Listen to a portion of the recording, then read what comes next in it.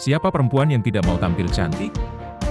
Obsesi inilah yang membuat industri kecantikan berlomba-lomba mengembangkan produknya.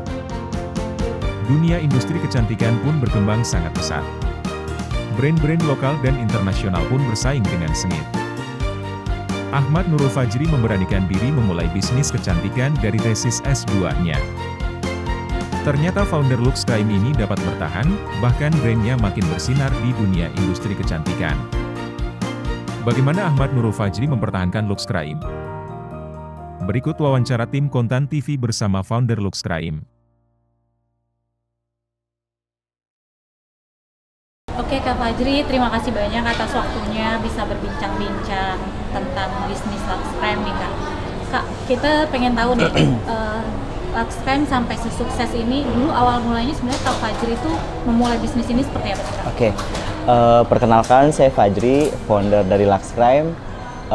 Sebenarnya kita itu udah hampir 9 tahun Kak, jadi 9 tahun itu tahun 2015. Itu aku buat di bulan Desember.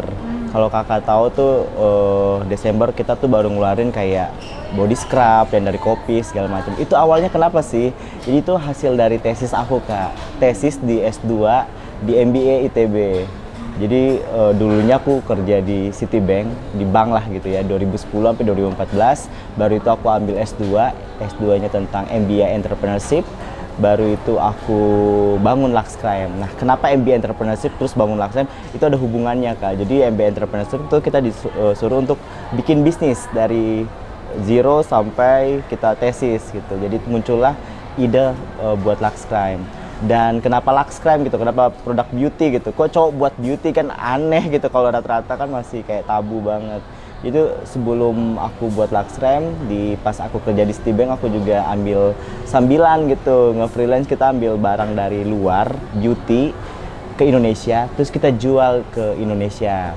Nah itu kita jualnya melalui detik.com, Kompas, terus kita lewat Kaskus. Nah sampai gede, terus aku berani keluar dari Citibank baru buat bisnis. Begitu sih, jadi sampai sekarang udah hampir 9 tahun.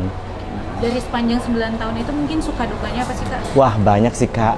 Pertama kalau kita ngomong suka duka itu ada yang dari awal sampai yang sekarang ya. Kalau dari awal pasti tentunya modal ya. Modal karena waktu itu benar-benar belum ada investor, masih biaya sendiri gitu. Jadi modal sih, tapi kata orang tuh bisnis tuh harus punya modal ya. Kalau kataku sih nggak terlalu ya, karena pas kita buat awal tuh nggak langsung yang masuk pabrik. Itu pas awal itu kita buat body scrub yang dari kopi, kopinya kita ambil dari kafe-kafe yang udah ampas-ampasnya gitu kan.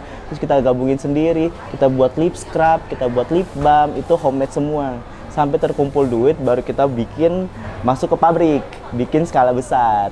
Jadi masuk ke lipstick segala macam. Itu suka dukanya untuk yang awal-awalnya. Untuk yang sekarang pastinya tentang kompetisi ya Kak ya. Kompetisi sekarang tuh udah mulai berapi-api nih. Aku seneng banget nih karena banyak-banyak brand lokal juga datang, banyak juga brand lokal yang launching sekarang ini. Plus juga ada teman-teman dari brand internasional yang juga datang ke Indonesia, dan itu merupakan salah satu tantangan kita untuk bertahan di dunia beauty industry ini.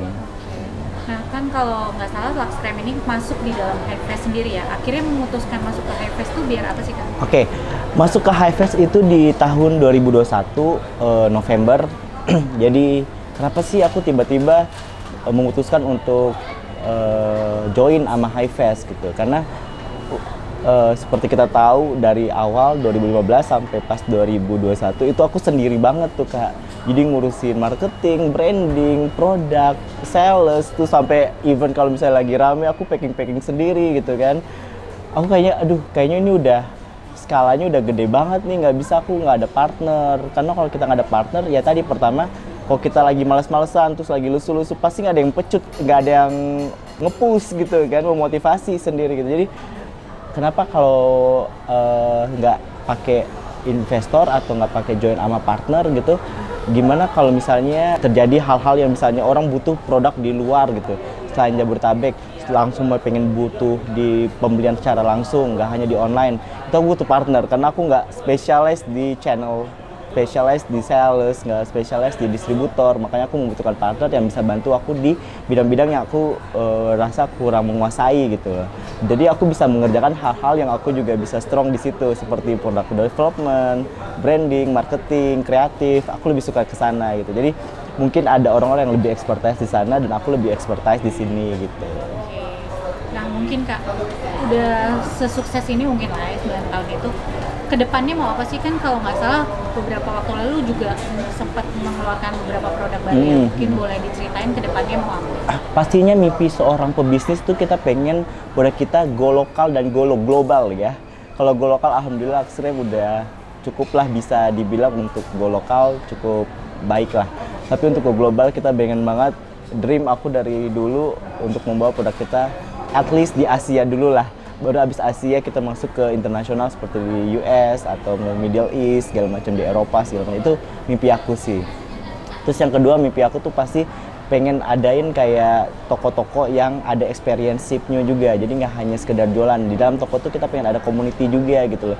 Jadi orang datang nggak sekedar kayak oh mau beli produk, tapi mereka merasa ini milik kita bersama gitu loh. Kita bisa melakukan activity di dalamnya. Dan itu kita meningkatkan community relationship sama pelanggan kita.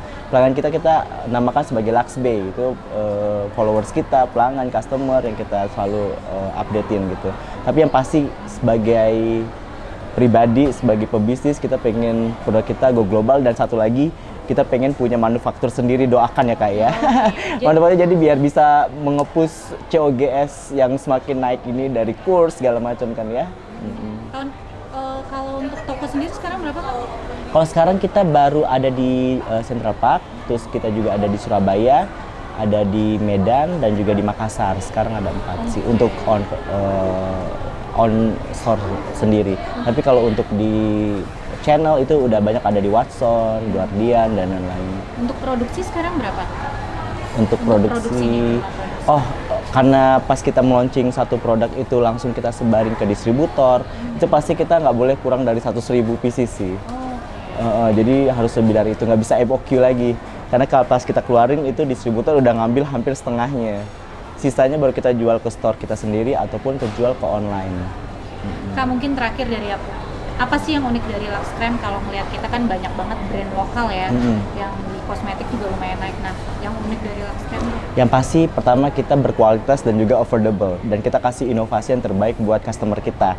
Dari inovasi berupa produk, berupa packaging, berupa formula, berupa warna yang lebih masuk ke dalam undertone Indonesia gitu. Jadi yang pasti yang pertama inovasi, kita selalu menghadirkan inovasi. Seperti contoh lip vinyl kita, lip vinyl itu kita melakukan perbaikan dari brand-brand yang lain yang menurut kita masih ada kekurangan lah di brand lain, kita perbaiki yang di lip vinyl kita yang sekarang. Terus juga kalau kakak tahu kita ada maskara yang double ended, ada serum, ada maskaranya. Jadi itu pertama di Indonesia Kak. Terus kita juga buat inovasi seperti lip scrub dan lip balm dalam satu tube yang bersamaan. Jadi kita pengen orang tuh tahu kalau kita punya unique selling point tersendiri dari sisi formula. Dan satu lagi yang paling kita penting adalah tetap harga affordable walaupun berkualitas sih Kak. Baik Kak, makasih banyak ya Kak untuk Sama-sama, bincang-bincangnya Kak. dengan Kontan TV. Sukses selalu.